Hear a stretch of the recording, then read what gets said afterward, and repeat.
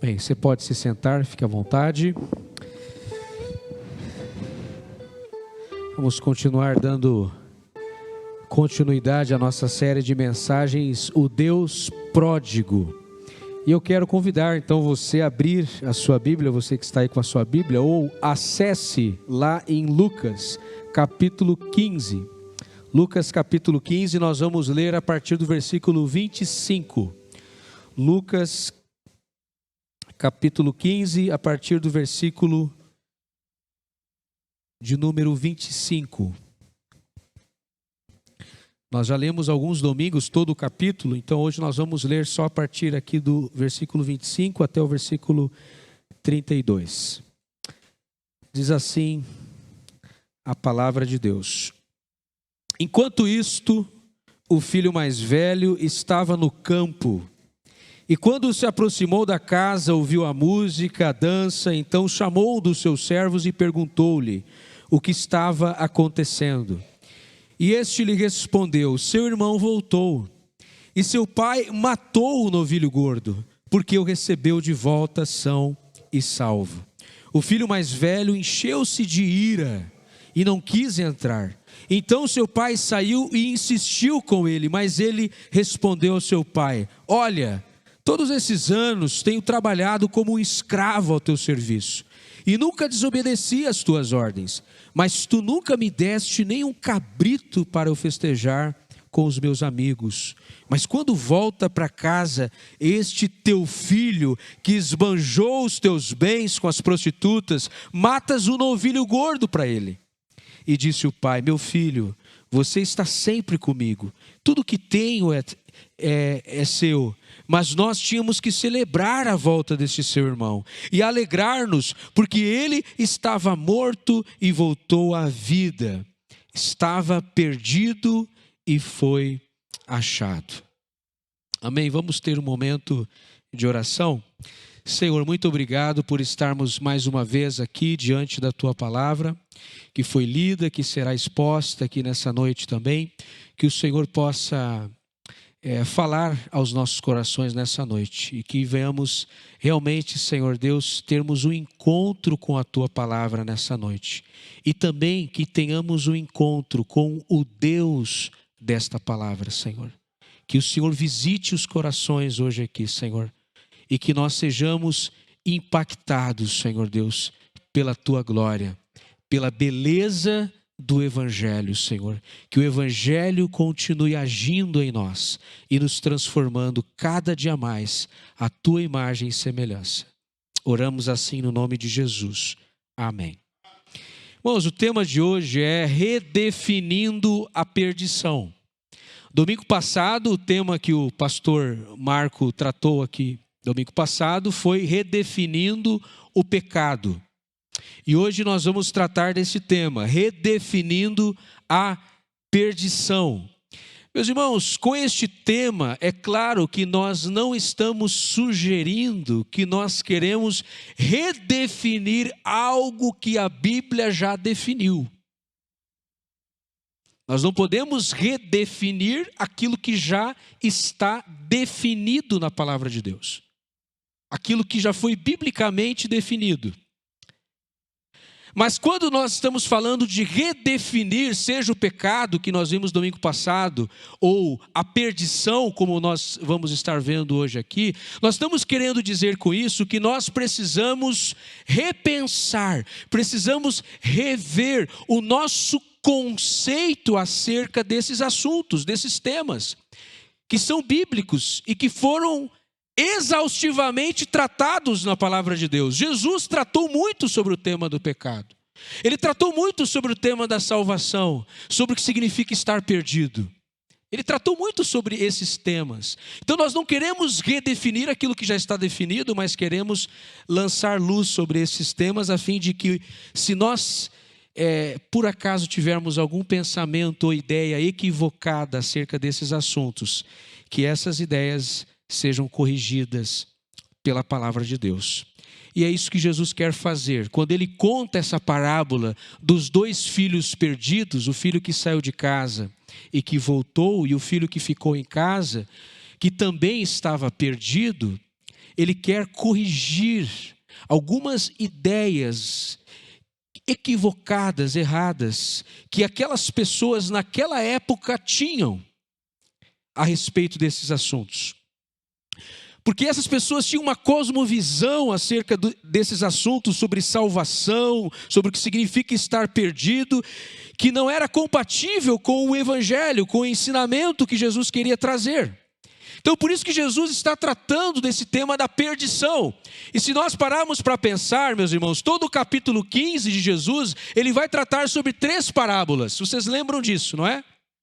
A primeira parábola que ele vai tratar, que ele vai trazer, é a parábola da moeda perdida, ou da dracma perdida.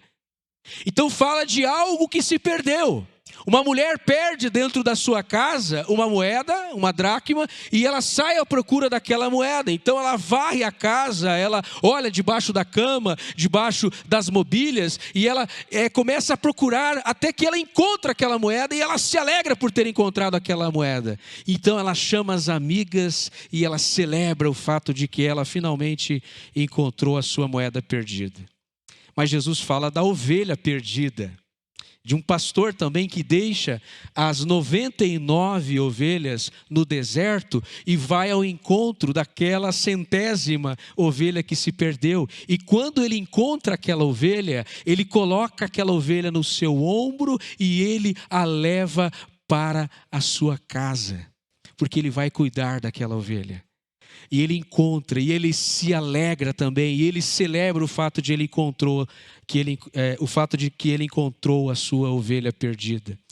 Mas a terceira parábola de Jesus vai falar de 2 filhos perdidos. Você percebe que nas 3 parábolas nós vemos algo em comum entre elas. Coisas que foram perdidas, que estavam perdidas e que foram encontradas. E como resultado disso, houve uma alegria imensa, abundante.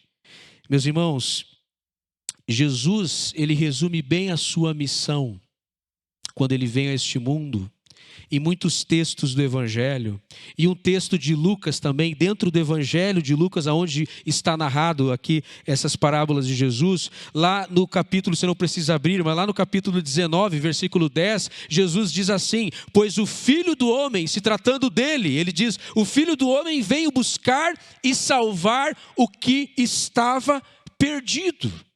É para isso que Jesus veio, é para isso que ele veio a este mundo. Para salvar, para resgatar aquilo que estava perdido, ou aqueles que estavam perdidos. Essa foi a razão de Jesus ter vindo a este mundo. Resgatar e salvar o que estava perdido.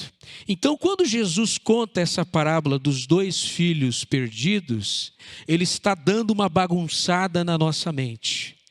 Ele está confrontando algumas ideias erradas que estavam fazendo parte da cosmovisão daquelas pessoas, dos judeus daquela época. E também ele está querendo ressignificar na nossa mente o conceito de pecado e o conceito também do que é estar espiritualmente perdido. Porque olhando para essa parábola do Jesus, dos 2 filhos, o filho mais velho, o filho mais novo, nós vamos perceber que existem 2 formas de estar perdido.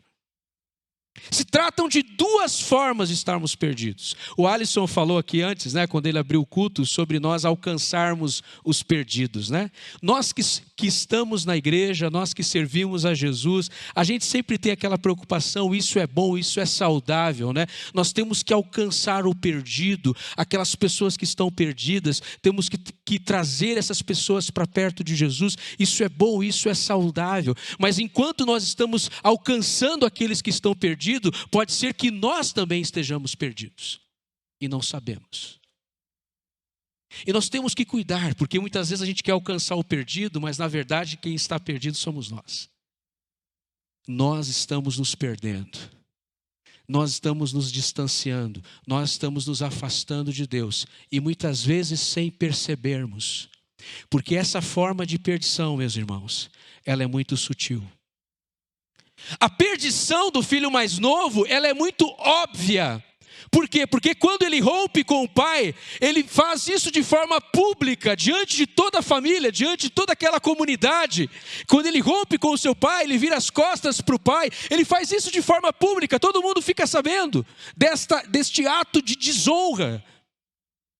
Ele não faz questão de esconder que ele está perdido, ele vai simplesmente embora, vai seguir o seu próprio rumo, o seu próprio destino. Só que chega um momento em que esse filho mais novo reconhece que estava perdido. Ele cai em si e ele volta para a casa do pai. Ele percebeu que ele estava perdido. Mas o filho mais velho que estava dentro da casa do pai não percebeu que estava perdido. E meus irmãos, esta perdição, esta forma ou este estado de perdição do filho mais velho é menos óbvia e é mais sutil do que a perdição do filho mais novo. É uma forma muito sutil de se perder, mas é uma forma mais perigosa de perdição do que a perdição do filho mais novo. Então, nós temos que olhar hoje, eu quero fazer hoje com vocês, quero fazer esse convite para vocês hoje, para que nós juntos hoje aqui venhamos olhar para esse filho mais velho. O nosso olhar hoje vai se voltar para esse filho mais velho que estava perdido. E saber por que ele estava perdido e se essa forma de perdição também pode estar relacionado com a nossa própria vida e existência hoje. Nós vamos observar algumas características dessa forma de perdição, olhando para o irmão mais velho. E uma primeira característica dessa forma de perdição está no versículo 21. Olha só o que diz o versículo 21 aqui. Quando o filho mais novo, ele volta, o filho mais velho se revolta. Ele fica brabo, ele fica zangado. Olha só como é que começa o versículo 21, aliás. O filho lhe disse, versículo 25. Enquanto isso, o filho mais velho estava no campo e quando se aproximou da casa, ouviu a música, a dança. 26. Então chamou um dos servos e perguntou-lhe o que estava acontecendo. E este lhe respondeu: seu irmão voltou, seu pai matou o novilho gordo porque o recebeu de volta e salvo. Olha só o versículo 28, como é que inicia? A reação do filho mais velho. O filho mais velho encheu-se de ira e não quis entrar. Ele ficou furioso. Ele foi tomado por um sentimento de ira. E meus irmãos, eu gostaria de apresentar aqui a pintura de um dos maiores pintores que já existiu. No contexto europeu, ele era holandês e foi um dos maiores pintores, Rembrandt. E eu quero mostrar o quadro do Rembrandt aqui hoje, porque ele é muito profundo. Ele é um quadro, meus irmãos, que se você tiver a oportunidade de acessar essa imagem, essa pintura de Rembrandt, porque ela nos impacta não somente pela riqueza de detalhes, pela estética, o fator estético, mas também essa obra de Rembrandt, ela nos impacta também pela questão da profundidade da obra. Existe muito significado nessa pintura de Rembrandt. Rembrandt, ele viveu de 1606 a 1669. Quando ele pintou esse quadro, né, esse retrato da parábola do filho pródigo, foi 2 anos antes da sua morte.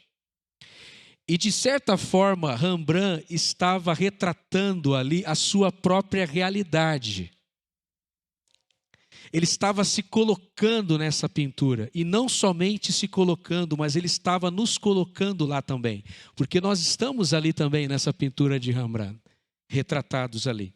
E meus irmãos, algo interessante que eu gostaria de chamar a atenção, são muitos detalhes, nós passaríamos horas e horas e horas e não esgotaríamos ainda, porque há muita profundidade nessa pintura, nessa obra de Rembrandt, mas eu coloquei uma seta ali em cima, porque a pintura a óleo, né, tem essa questão das luzes e sombras. Se nós olharmos para a pintura, nós vamos perceber que existem alguns pontos de luz nessa pintura, nesse quadro, né? E existe mais luz nessa pintura sobre o pai, sobre o filho, porque ele quer de forma proposital destacar isso, o fato do filho que volta para casa e o pai está ali o recebendo novamente, o acolhendo. Mas a luz também está sobre um outro personagem, uma outra figura que está presente também na obra de Rembrandt, que é o filho mais velho. Meus irmãos, interessante, nós podemos fazer uma comparação aqui do filho mais velho. O Rembrandt, ele pintou o filho mais velho de pé. É aquele homem que está aqui, a seta lá em cima, o filho mais velho que está em pé, numa postura ereta. E essa pintura de Rembrandt que mostra do lado direito ali do quadro, o filho mais velho, ele vai apresentar ali algumas semelhanças e diferenças com a figura do pai. Se nós olharmos para o pai, nós vamos perceber que o filho mais velho, ele tem algumas semelhanças em relação ao pai. E uma dessas semelhanças, por exemplo, é a barba. Você vai ver que o pai tem barba, o filho também, ele tem no seu rosto, ali ele tem barba, ele tem também um manto vermelho. O pai tem um manto vermelho, o filho mais velho também tem um manto vermelho, que são os sinais aqui da nobreza nas vestes. Mas quando nós olhamos para as mãos carinhosas do pai, que estão sobre o filho, que pousam sobre o filho mais novo, nós vamos perceber que o pai está com as suas mãos ali postas sobre o filho mais novo, e são mãos carinhosas. São mãos que estão abraçando, acariciando esse filho que retornou para casa. Mas se nós prestarmos atenção nas mãos do filho mais velho, elas estão fechadas, diferentemente das mãos do pai, que estão abertas. As mãos do filho mais velho estão fechadas e são mãos nervosas. E o filho mais velho, ele está em pé, observando o que está acontecendo de forma fria, indiferente, com desprezo, com rancor. Ele está numa postura ereta, mostrando uma postura de superioridade, de altivez, em relação ao filho mais novo, em relação ao seu pai. Meus irmãos, algumas semelhanças, mas também algumas diferenças que se sobressaem nesse quadro de Rembrandt. O irmão mais velho, num sinal de desprezo, olhando de forma fria aquilo que está acontecendo. É claro, né, meus irmãos, que o irmão mais velho não estava aqui nessa cena. Biblicamente, se você ler a parábola, quando o filho volta, o filho mais velho estava onde? Estava no campo. Mas o que Rembrandt estava preocupado aqui não é com a ordem dos acontecimentos, a questão cronológica. Ele está preocupado aqui em captar o espírito de cada personagem diante do que estava acontecendo. E é uma tradução, meus irmãos, bela e maravilhosa e grandiosa do próprio Evangelho. Esse quadro de Rembrandt retrata muito bem isso, o significado do Evangelho. E o primeiro sinal que se nota em um espírito de irmão mais velho é essa ira ressentida quando as coisas não acontecem da forma desejada. Quando as coisas não acontecem da forma como ele esperava. Ele não fica apenas triste, mas o texto nos informa no versículo 28 que ele é tomado por um sentimento de uma ira profunda e um enorme ressentimento. Por quê? Porque os irmãos mais velhos acreditam que se viverem corretamente, eles terão uma vida boa. Os irmãos mais velhos, eles acreditam que se eles fizerem tudo certinho, a vida vai responder da mesma forma. Se eles agirem de uma determinada forma e se comportarem de um determinado jeito, Deus vai tratá-los também de uma determinada forma e de um determinado jeito. Se eu faço A, eu tenho que receber como resultado B.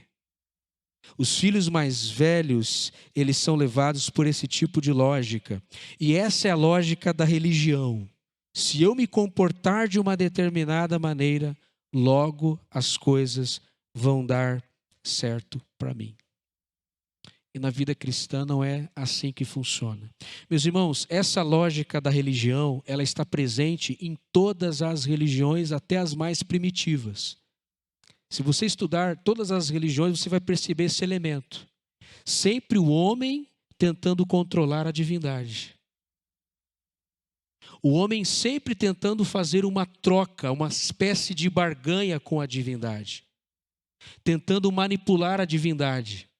Tem algumas religiões que é assim: se você quer receber algo daquela divindade, você precisa oferecer algo para aquela divindade. E sempre que algo não acontece do jeito que você esperava, você fica irado, você fica brabo, você sente esse sentimento de ira que o irmão mais velho está sentindo aqui, porque essa é a lógica da religião.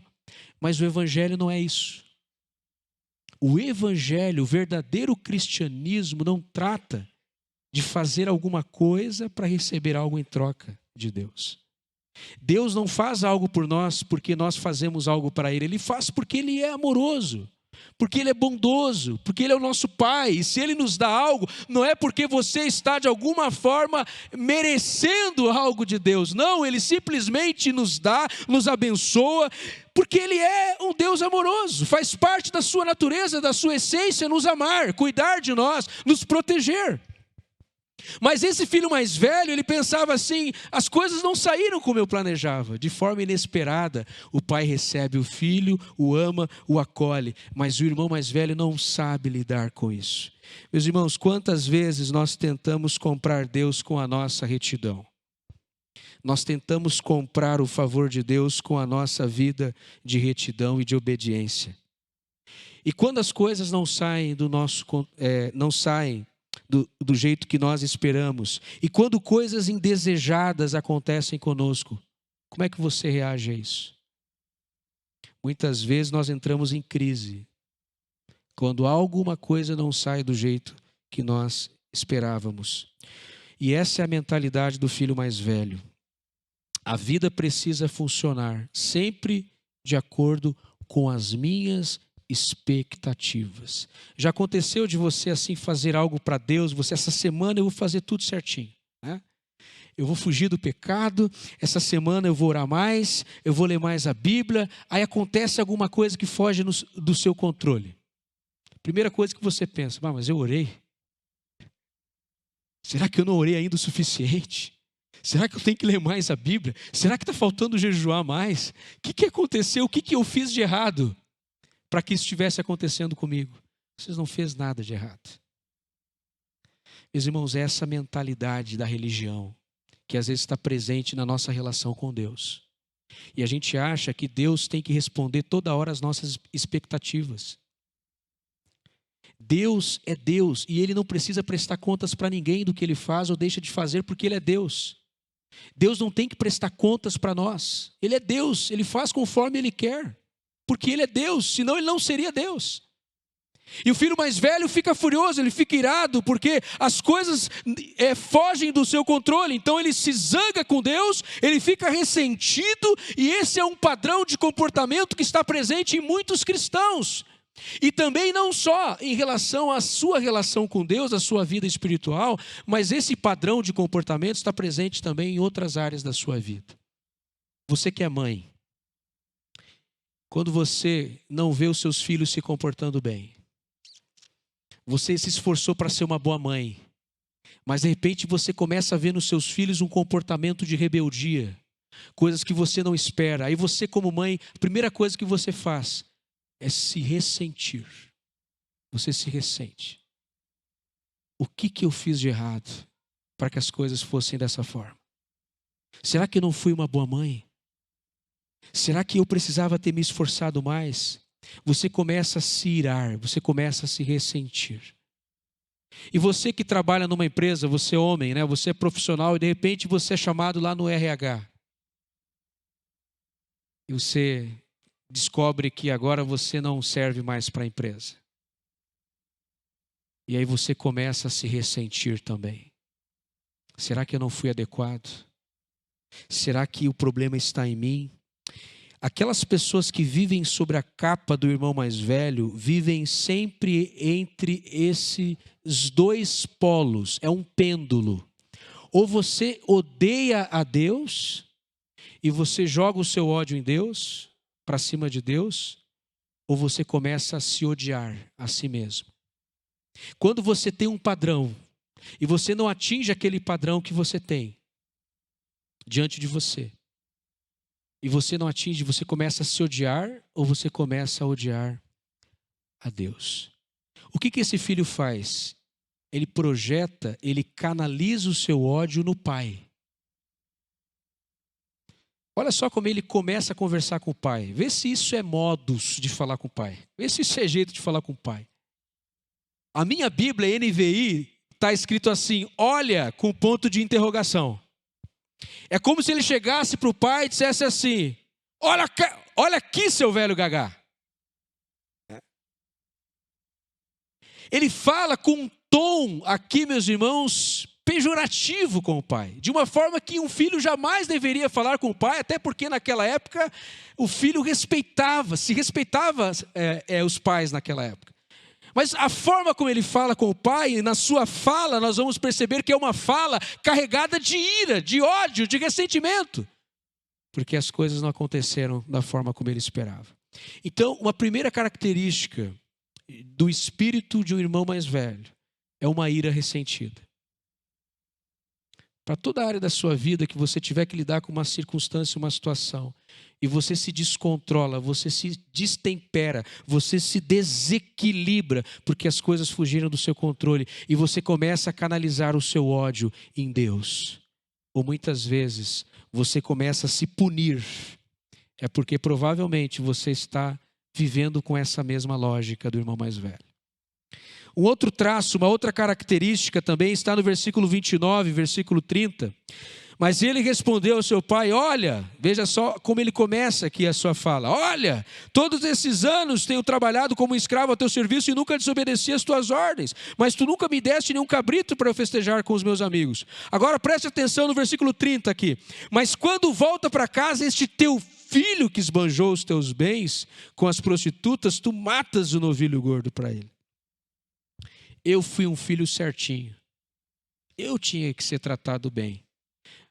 E esse teu filho que fez tudo errado, tu mata um novilho gordo para ele, tu faz uma festa para ele que voltou. Ele não consegue lidar com isso, porque ele tinha um sentimento de superioridade. Vocês viram aquela pintura do Rembrandt? Como o irmão mais velho está olhando para o irmão mais novo? Com um olhar de desprezo, e ele está em pé, numa postura ereta, como se ele fosse superior ao seu irmão. A postura arrogante do filho mais velho, por se achar melhor e se colocar numa posição de superioridade em relação ao irmão mais novo, leva ele a não querer sentar na mesma mesa que o seu irmão. Ele não quer sentar na mesma mesa que o seu irmão está sentado. Você lembra da mesa que Jesus estava sentado? Na primeira mensagem dessa série, nós falamos sobre isso, o povo ao redor de Jesus. Jesus é criticado pelos fariseus, pelos religiosos, porque ele comia com publicanos e pecadores. Ele estava sentado à mesa com o pior tipo de gente que existia naquela época. Ele estava comendo com pecadores. E Jesus é criticado. E por isso que ele conta essa parábola, para responder a essa crítica dos fariseus e escribas que não aceitaram, que criticaram Jesus, porque ele estava na mesa, recebendo na mesa as pessoas mais pecadoras que existiam naquela época, eram consideradas as mais pecadoras. Na mesa do Pai, senta quem Ele quiser.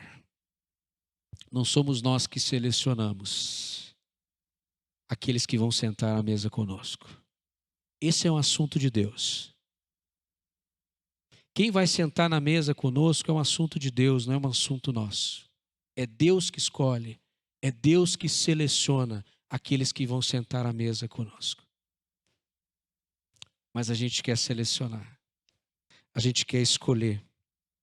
E meus irmãos, o que nós aprendemos aqui é que aquele irmão mais velho, ele não consegue olhar o seu irmão como um igual.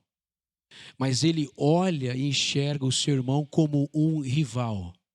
Ele está rivalizando o tempo todo com o seu irmão. Ele está competindo para ser o melhor, para ser superior.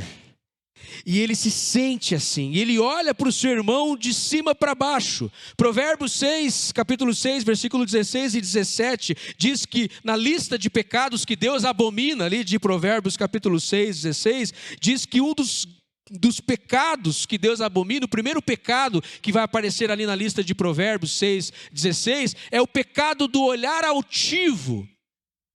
O pecado que Deus mais abomina é o pecado do olhar altivo. E a Bíblia vai muitas vezes, nos sugerir essa expressão, interessante essa expressão que aparece ali em Provérbios e vai aparecer em outros lugares, o olhar altivo. O que é um olhar altivo? É aquele olhar orgulhoso, aquela pessoa que olha para o outro com desdém, é aquela pessoa que olha para outra pessoa desprezando, com olhar de desprezo, se sentindo superior, se sentindo melhor em relação àquela pessoa, a outra pessoa ou ao seu irmão. E é isso que está acontecendo com o irmão mais velho. Ele se sente superior ao seu irmão.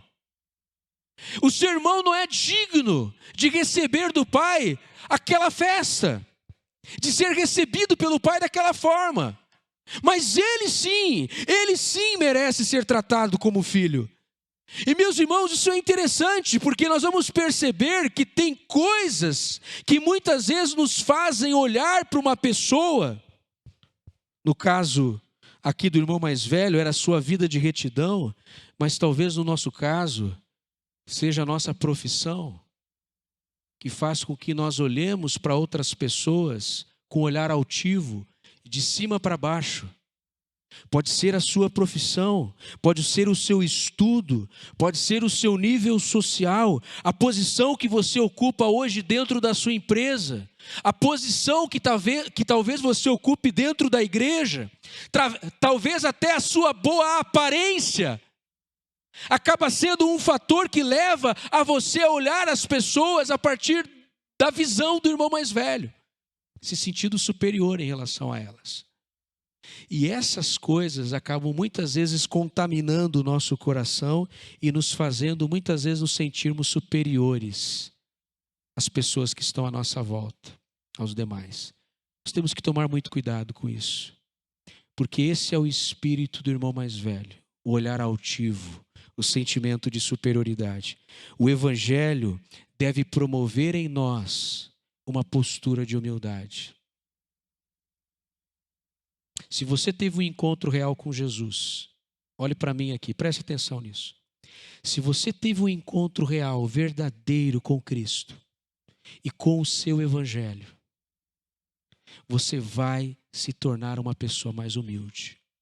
Não tem como você ter um encontro verdadeiro com Jesus e continuar sendo uma pessoa orgulhosa e cheia de si mesma. Não. O encontro com Jesus nos faz nos humilharmos.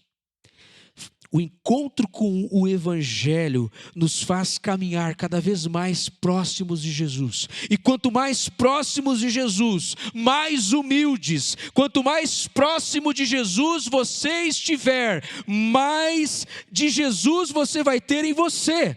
Menos de você e mais de Jesus você vai ter em você. Quanto mais próximo de Jesus você estiver, menos arrogante você vai ser, menos orgulhosos nós seremos, menos inflados nós seremos. Quanto mais próximos de Jesus, mais mansos e humildes de coração nós seremos. Porque o próprio Jesus disse: aprendei de mim, que sou manso e humilde de coração. Se a gente está aprendendo com Jesus do jeito certo, a gente vai aprender também a ser como Jesus, humilde, manso e humilde de coração. Meus irmãos, a força para servir as pessoas provém de um coração trabalhado pelo Pai. Pelo Pai. Outra marca e sinal demonstrado por pessoas que têm o espírito do irmão mais velho, além da ira ressentida, além do sentimento de superioridade, é a obediência hipócrita. Eu coloco aqui o parêntese, Obediência fake. Fake. A obediência, ela deve sempre ser um gesto de amor e gratidão. todo ato de obediência a Deus que não provém do amor é uma obediência fake, é uma obediência falsa. E meus irmãos, esse filho mais velho, ele obedecia ao pai, mas não de forma prazerosa. Ele obedecia ao pai não porque ele amava o pai. Esse filho, ele obedecia ao pai, mas a sua obediência ao pai não era motivada pelo amor. Essa obediência ao pai era uma obediência que tinha como explicação o seu próprio coração egoísta. Porque ele estava pensando só nele. Somente nele. Versículo 29, olha só o que ele diz ali. Ele responde ao seu pai: olha, todos esses anos tenho trabalhado como um escravo ao teu serviço e nunca desobedeci as tuas ordens. Uau! Nunca desobedeci as tuas ordens. Esse filho obedecia ao pai não porque ele amava o pai. Ele não obedece o pai por causa do pai. Ele obedece o pai por causa do seu coração egoísta, orgulhoso, rancoroso. Não tem nada a ver com o pai, tem a ver com ele. E esse tipo de obediência, meus irmãos, muitas vezes está presente em nós. Quando você faz as coisas para Deus, mas não porque você ama Deus. Você não faz de forma leve, com alegria, com prazer. Você começa a viver a vida cristã de forma mecânica. E você começa a viver a sua vida de obediência a Deus como se você fosse um escravo e não como um filho. Porque esse filho mais velho, ele é filho, mas ele vive com a mentalidade de um escravo. Ele se comporta como escravo, embora ele seja filho. O filho mais novo sai de casa e quando ele volta, qual era o plano dele? Eu quero ser tratado como um escravo. Esse era o plano do filho mais novo. Eu vou conversar com meu pai e vou dizer para meu pai: pai, eu pequei contra o céu, contra o Senhor. Se tiver emprego nessa casa, me trata como empregado. Já é o suficiente para mim eu ser tratado como empregado. Eu vou dar um jeito de tentar reparar o prejuízo, pai. Me recebe como um escravo. O que o pai do filho pródigo diz? Não, eu vou te tratar como filho. Você continua sendo meu filho, eu te amo, eu não deixei de te amar. Você vai ser meu filho. O filho mais novo queria ser tratado como escravo, mas o pai o recebe e o trata como filho. Já o filho mais velho estava junto com o pai, era filho, mas tinha uma mente de escravo. Tinha uma mente de escravo e se comportava como escravo. Meus irmãos, com o passar dos anos, nós podemos gradativamente irmos desenvolvendo essa mentalidade de filhos mais velhos. E a nossa relação com Deus pode se resumir a um mero cumprimento de deveres. Se nós não cuidarmos, a nossa vida cristã se resume a isso. A cumprimentos de regras, normas, deveres, e aí nós vamos perdendo a alegria de servir a Deus, de viver para Deus. Vamos perdendo a paixão, a beleza do que é viver com Cristo. A vida cristã, se não cuidarmos, ela deixa de ser prazerosa para se tornar tediosa, um tédio, um peso, porque nós só estamos cumprindo com uma obrigação. Era o filho mais velho. Eu já falei aqui um dia, eu vou repetir isso, eu gosto muito dessa ideia. Tudo que a gente faz aqui na igreja para Deus, a gente faz por amor a Deus. Ou aquilo que você faz para Deus lá na sua casa, lá no seu trabalho, lá onde você mora, lá no seu bairro, lá na sua escola, na sua faculdade, tudo que você faz para Deus, com alegria, com prazer, você faz não porque você tem que fazer. Essa mentalidade do tem que é a mentalidade do irmão mais velho, é a mentalidade da lei, não é a mentalidade da graça. Não é a lógica da graça que está funcionando aqui, é a lógica da lei. Se alguém chega para você, você chega na igreja, a pessoa chega, olha, o que eu tenho que fazer para ser um bom cristão? Você tem que, é lei, virou lei. Virou lei. Você não tem que nada. Ninguém tem que nada. Ninguém tem que ir no culto, ninguém tem que contribuir, ninguém tem que nada, meus irmãos. A gente vive debaixo da graça e tudo que a gente faz para Deus é por amor, de forma voluntariosa e espontânea, porque Ele nos amou primeiro. Então a gente expressa a nossa gratidão, nosso amor como filhos amados de Deus que nós somos e não como uma relação de obrigação com Deus. E às vezes a vida cristã se resume a uma relação de obrigação. Porque eu tenho que fazer isso. Você não tem que fazer isso. Você tem que se relacionar com o Pai, você tem que conhecer o Pai, você tem que andar perto do Pai. Contemplar a face do Pai. E oferecer a sua vida ao Pai. De forma alegre, prazerosa. A religião oprime. Se você está dentro de uma igreja, de uma instituição, se sentindo oprimido, você está envolvido com religião. Isso não é evangelho, isso não é graça de Deus, Jesus não está lá. Jesus não veio para nos oprimir. A religião oprime, porque ela trabalha com essa lógica, a lógica do medo, a lógica da culpa. Essa é a lógica da religião, mas não é a lógica de Jesus, do evangelho. A gente tem que tomar cuidado com isso. Porque às vezes as pessoas vêm para a igreja, a gente enche ela de tem que, né? Tu tem que fazer isso, tem que fazer isso. O meu casamento não está bom. Você tem que fazer isso, tem que fazer isso. Não tem que fazer, às vezes funciona para um, não funciona para outro. Né? A gente quer às vezes aplicar as mesmas regras para todo mundo, não é assim. A gente tem que tomar cuidado com isso. Tudo que a gente faz para Deus é por amor, prazer. Senhor, eu vou fazer isso porque eu te amo. Porque eu fui amado pelo Senhor e agora eu quero oferecer a minha vida ao Senhor. Eu quero entregar a minha vida ao Senhor. Eu quero louvar, bendizer ao Senhor. Eu quero viver de forma leve. Então a religião faz isso. Ela oprime, ela prende, ela amarra. Isso é religião. Jesus, Ele não nos traz qualquer tipo de sentimento de opressão. Jesus não é assim. Tanto que os pecadores queriam estar perto de Jesus, né? Os pecadores queriam estar perto de Jesus. Onde Jesus está, tem pecador. Eu me lembro que eu conheci um pastor amigo meu que ele me cumprimentava, né? Ele tinha o costume, e aí pecador, como é que tu está? Eu ficava tão chateado com isso. Mas ele já tinha o costume de cumprimentar as pessoas assim, né? Os amigos dele assim. E aí pecador, como é que tu está? Aí depois eu fiquei pensando, por que eu estou ficando tão chateado? Eu sou um pecador mesmo. Né? Por que eu estou ficando ofendido com isso? Todos nós somos pecadores e carecemos da mesma graça de Deus. A mesma graça de Deus. A mesma graça, meus irmãos. Nós dependemos da mesma graça. Não tem aqui ninguém melhor do que ninguém aqui. Ninguém é melhor do que ninguém aqui. Tá? Fique bem tranquilo em relação a isso. Não tem ninguém melhor do que ninguém aqui. Todos nós dependemos de Jesus. Dependemos do Senhor. Dependemos da sua graça. Todos nós dependemos da sua graça.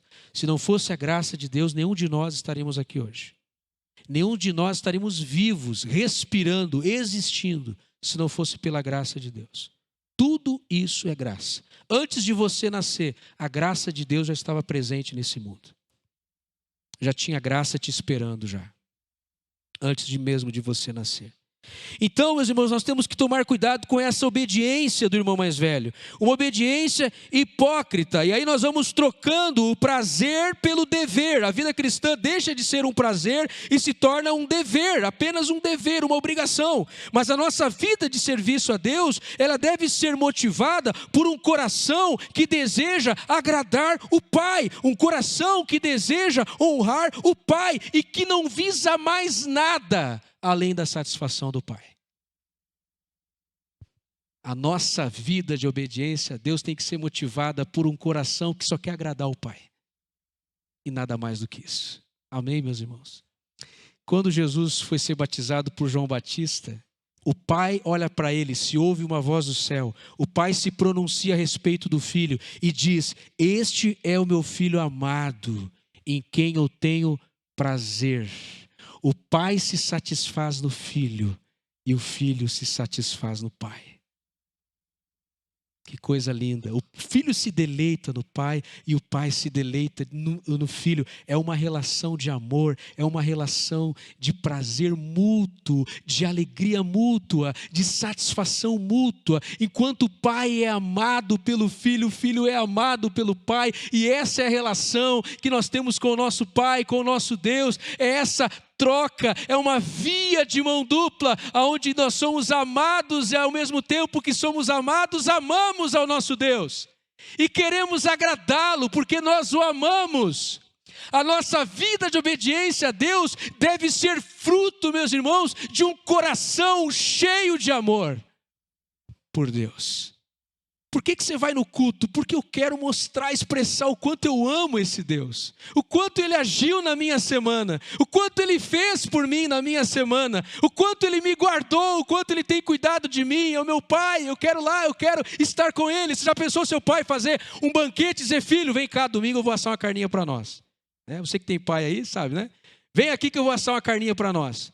Aí o pai faz, prepara a mesa, o filho não vem. O filho não comparece. Como é que o pai vai se sentir? Eu queria ter o meu filho aqui comigo. Meus irmãos, o culto é isso. O culto é esse encontro que nós temos com o nosso pai. Nós somos filhos e precisamos nos encontrar com o nosso pai. Precisamos estar juntos, reafirmando a nossa identidade. Porque o que essa parábola está operando no coração daquelas pessoas que estavam ouvindo Jesus contando pela primeira vez essa parábola, e essa parábola precisa também operar em nós, é esse milagre, essa cura da nossa identidade. Nós precisamos redescobrir a nossa identidade de filhos em Deus. Nós somos filhos amados de Deus. E Deus, aqui Jesus, através dessa parábola, Ele quer curar a nossa identidade. Você é um filho amado de Deus. Eu quero falar para você, mãe, você mulher, você é uma filha amada de Deus. Você é uma filha. Homens, vocês são filhos amados de Deus. Esse é o nosso lugar, de filhos amados de Deus. Então, um escravo trabalha e obedece por medo, enquanto o filho serve e obedece por amor. Eu não vou fazer tudo certinho porque eu não quero ir para o inferno. Sabe, tem gente que é assim, né? Eu vou para a igreja porque eu tenho medo de ir para o inferno. Então, como eu não quero ir para o inferno, eu vou viver... Não, você não tem que servir a Deus, obedecer a Deus por medo de alguma coisa. Quem tem medo das consequências é o escravo, é o irmão mais velho. Esse tem medo, porque ele tem essa mentalidade. O escravo tem medo, se ele não fizer a coisa certa, aquilo que o seu senhor diz, ele pode ser castigado pelo seu senhor. Esse é o escravo. Mas o filho não tem a mentalidade de escravo. Ele não tem medo do pai. Ele não tem medo das consequências. A sua obediência não é motivada por medo, mas é motivada pelo amor. E meus irmãos, Deus quer a nossa obediência. Porém, o que Ele mais deseja é o nosso coração por completo. É claro que Deus quer a nossa obediência, mas o que Ele mais quer é o seu coração, por completo. Deus quer a inteireza do nosso coração, a inteireza do nosso ser, da nossa alma. E por último, meus irmãos, uma outra característica do espírito do irmão mais velho, e daqueles cristãos que estão sob essa capa do irmão mais velho, é uma dúvida em relação ao amor do pai. Olha só o versículo 29. Ele respondeu ao seu pai: olha, todos esses anos tenho trabalhado como escravo ao teu serviço e nunca desobedeci às tuas ordens. Olha só o que ele diz agora: mas tu nunca me deste nenhum cabrito para eu festejar com seus amigos? Aí o pai, com os meus amigos, aí o pai replica depois aqui, diz: meu filho, tudo que eu tenho é teu. Tudo que está dentro dessa casa aqui é teu. Tudo te pertence, tudo que é meu é seu. Mas o filho revela, ele mostra aqui, meus irmãos, a sua insegurança em relação ao amor do pai. O último sinal que nós podemos identificar aqui de um espírito de irmão mais velho é a falta de certeza em relação ao amor do pai. O filho disse: nunca me deste um cabrito para eu festejar. Isso revela a insegurança do seu coração. O lugar da nossa segurança não é o poder. O lugar da nossa segurança é o amor. Os filhos que mais se sentem seguros emocionalmente são aqueles filhos que são mais amados pelos seus pais.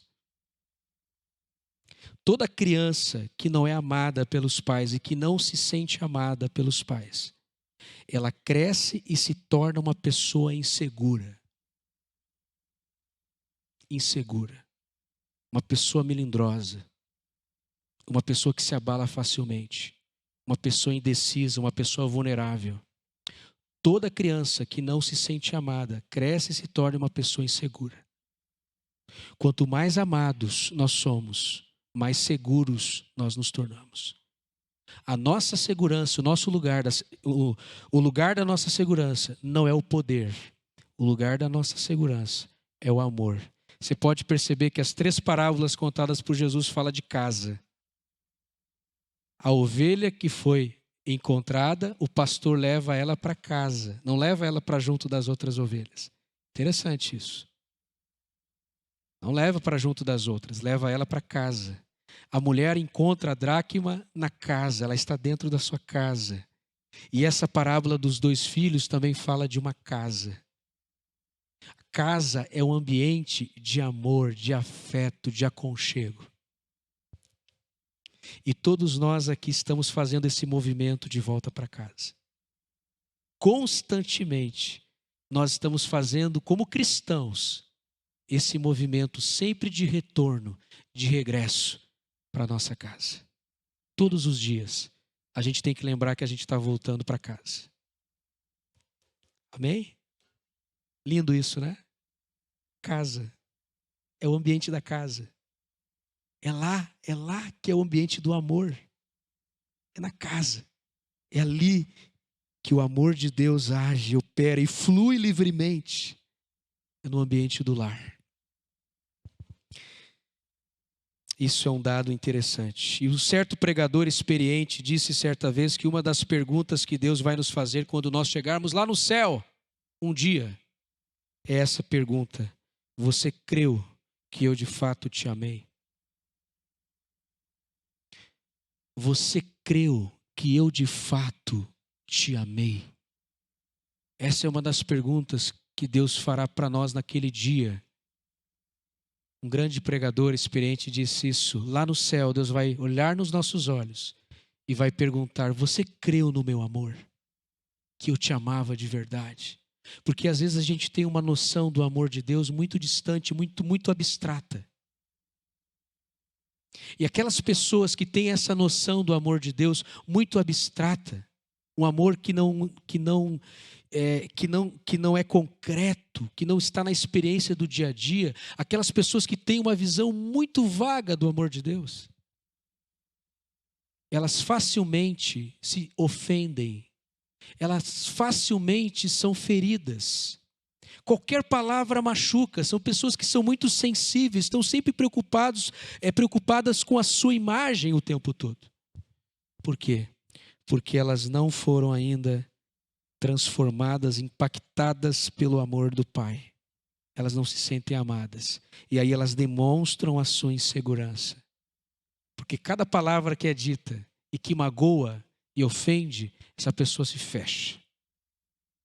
Meus irmãos, se nós somos amados por Deus, mais o amor de quem que a gente precisa? Se mais alguém nos amar, tá bom, né? Mas se você já tem o amor de Deus, Deus decidiu te amar, decidiu nos amar. E quando menos nós tivermos essa consciência, experimentarmos de forma prática o amor de Deus na nossa vida, menos a gente vai se importar com aquilo que as pessoas pensam a nosso respeito. Porque nos basta saber que Deus nos ama. É suficiente. Deus nos ama. E quanto mais convictos do amor de Deus nós estivermos, menos nós vamos nos importar com aquilo que as pessoas pensam ou deixam de pensar ao nosso respeito. Porque o amor preenche todas as coisas. O amor preenche. Teve um irmão aqui da nossa igreja que falou para mim essa semana, disse: pastor, eu fui me despedir dele, né, nos nossos encontros. Ele disse: pastor, eu estou me sentindo preenchido. Eu gostei daquilo. Eu estou preenchido. Quando você preenche algo, significa que antes havia um espaço ali, né? Antes havia um espaço, mas agora não tem mais espaço. Por quê? Porque você está preenchido. O amor de Deus precisa nos preencher. E eu achei interessante porque traz a ideia de um buraco que agora não existe mais. Esse buraco não existe porque ele foi preenchido. Lá onde eu moro é uma rua meio esburacada, viu, irmãos? Tem uns buraquinhos. E eu prestei atenção num vizinho meu lá que de vez em quando ele pegava um carrinho de mão, ia lá nos buraquinhos, despejava ali pedra, brita, né? Tapava os buracos. De tempo em tempo ele ia com um carrinho, tinha um buraquinho lá, ele tapava aquele buraco. Ia tapando os buracos da minha rua. E eu comecei a refletir. A nossa alma muitas vezes é uma estrada, é uma rua esburacada. Muitas vezes você traz com você muitos buracos. Na sua alma, no seu coração, você se sente vazio. Quer dizer para você, você pode ter um encontro hoje com o amor que preenche todas as coisas. Com o Deus que pode preencher. Porque Deus é especialista em tapar buracos. Ele é especialista em preencher aquilo que está vazio. Se a sua alma está vazia hoje, se o seu coração parece hoje uma estrada esburacada, eu quero convidar você hoje a experimentar esse amor de Deus que é derramado nos nossos corações. Eu quero convidar você a entregar suas dúvidas hoje a Deus, os seus questionamentos a Deus. Deixe que o amor de Deus hoje preencha você por completo. Por completo. O filho mais velho revela aqui que ele tinha dúvidas em relação ao amor do pai. O pai não me ama tanto assim. Você não me deu nem um cabrito até hoje para festejar com os meus amigos. Ele desconfia do amor do pai. Ele está inseguro em relação ao amor do seu pai. Essa é a mentalidade do filho mais velho.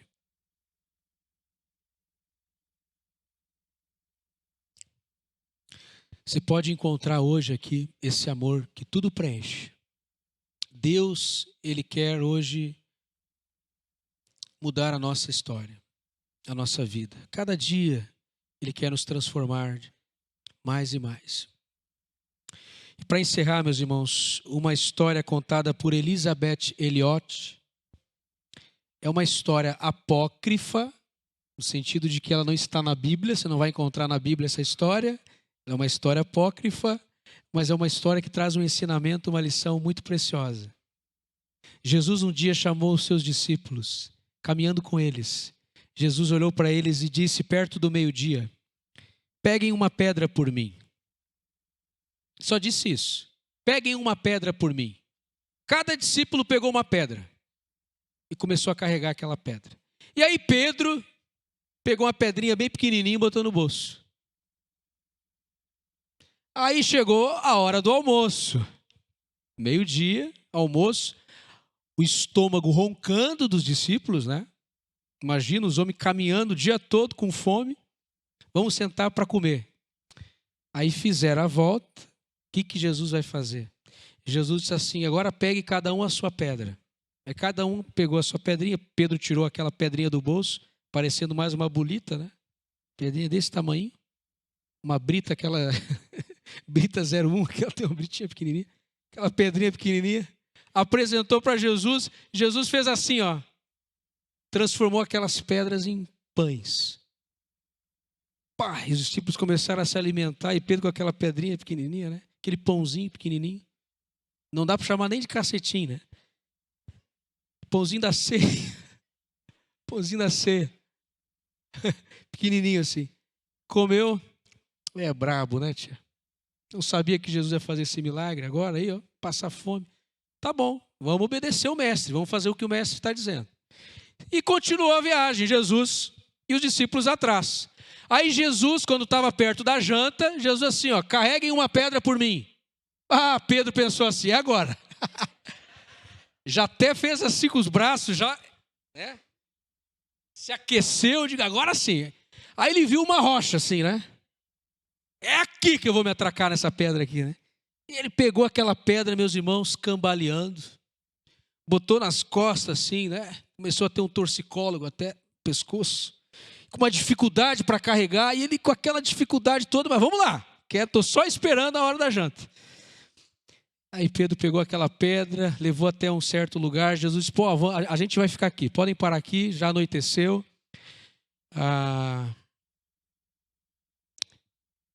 E aí de repente os discípulos olharam assim, Jesus, não vai rolar milagre hoje aqui? Na hora da janta? E Jesus disse não. Aí Pedro ficou zangado com Jesus.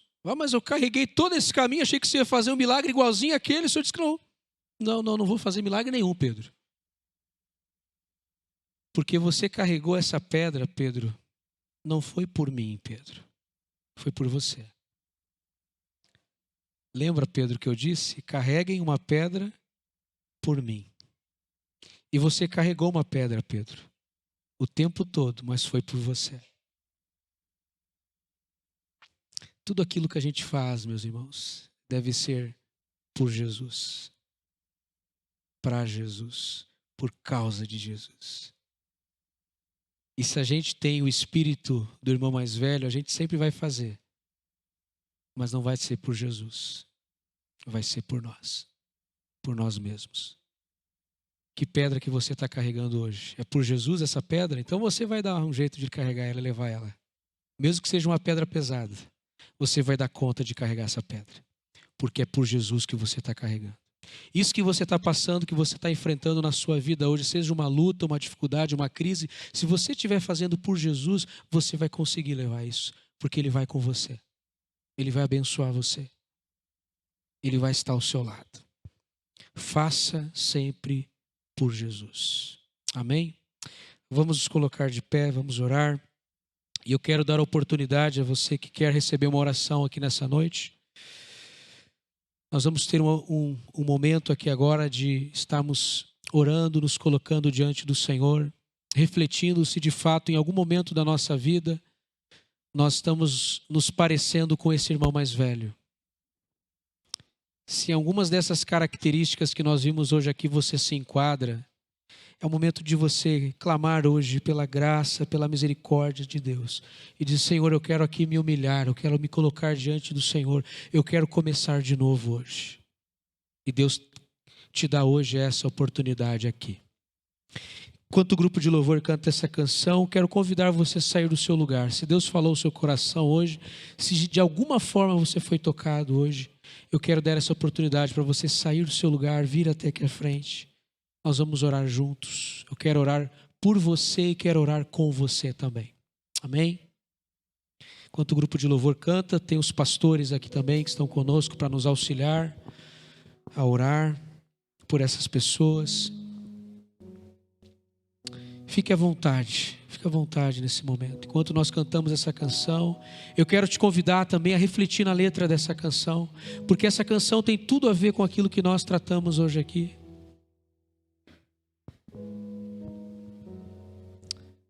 Oh, Senhor Deus. Quem sou eu para que o grande Rei me receba assim? Quem sou eu, Senhor? Quem sou eu, Senhor? Me perdi, Ele me Como foi bom, Senhor Deus, sermos encontrados, Senhor. Por mim. Queremos cada dia, Senhor, Seu amor estar mais perto do Senhor, do Teu coração, Senhor. Quem Deus libertar, livre enfim será. Sou filho de Deus, Sou filho de Deus, sim, eu sou. Sua graça me resgatou e purificou. Quando eu era um pecador, Quando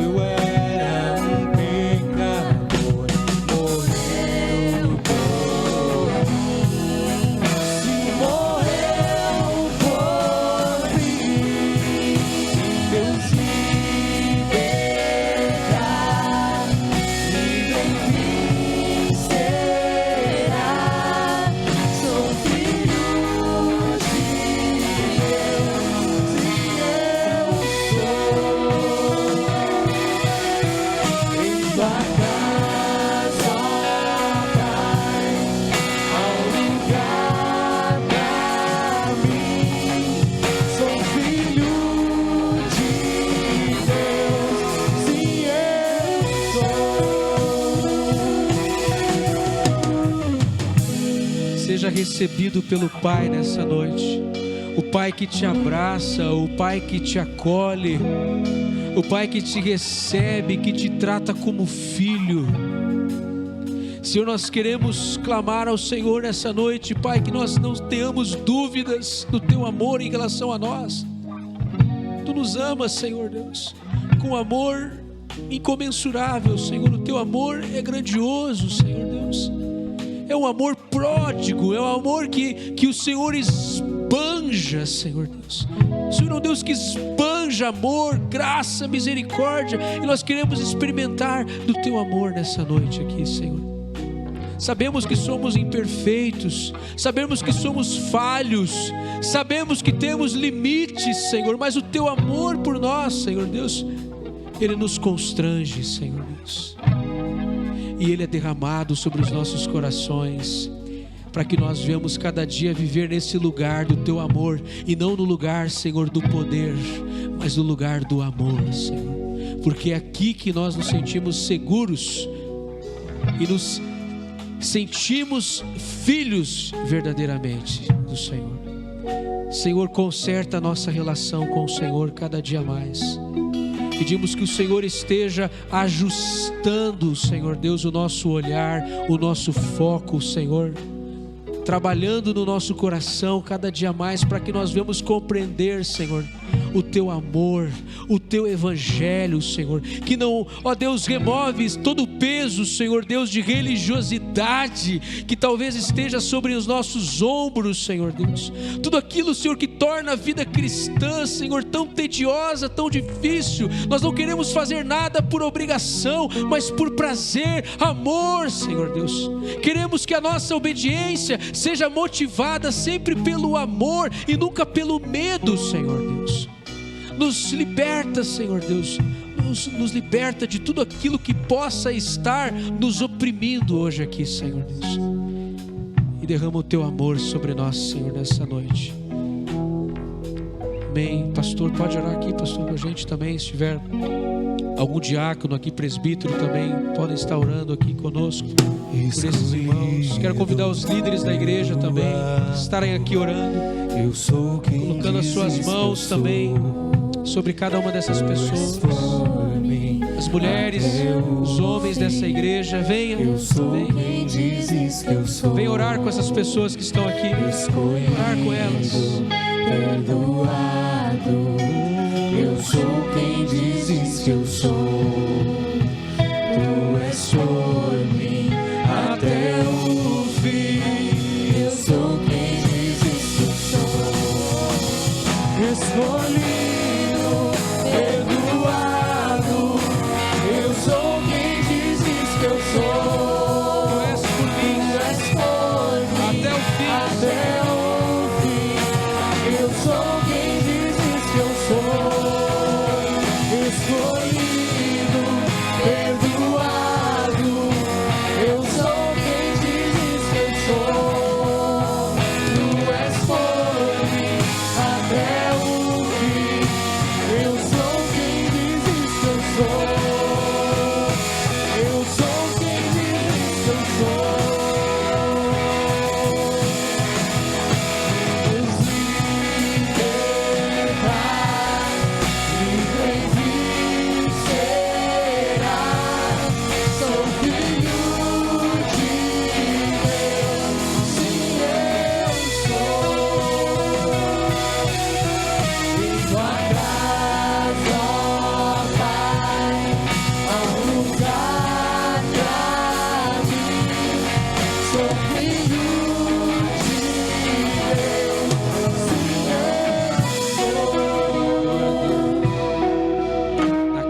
Do nosso Pai sempre haverá lugar para nós.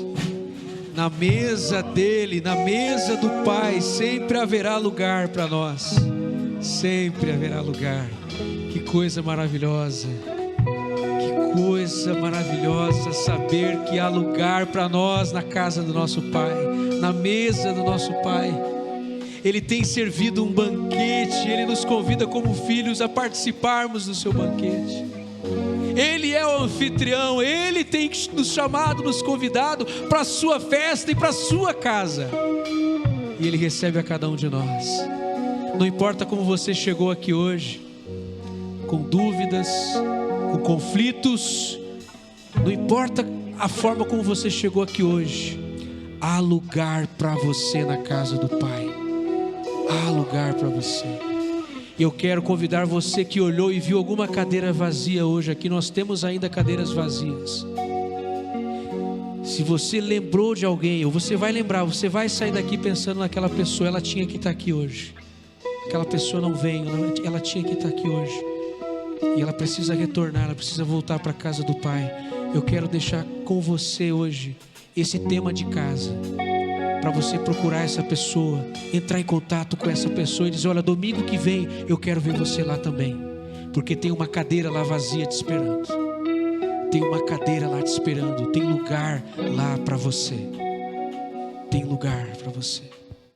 A casa do Pai é um lugar para mim. Sou filho de Deus, sim, eu sou filho de Deus.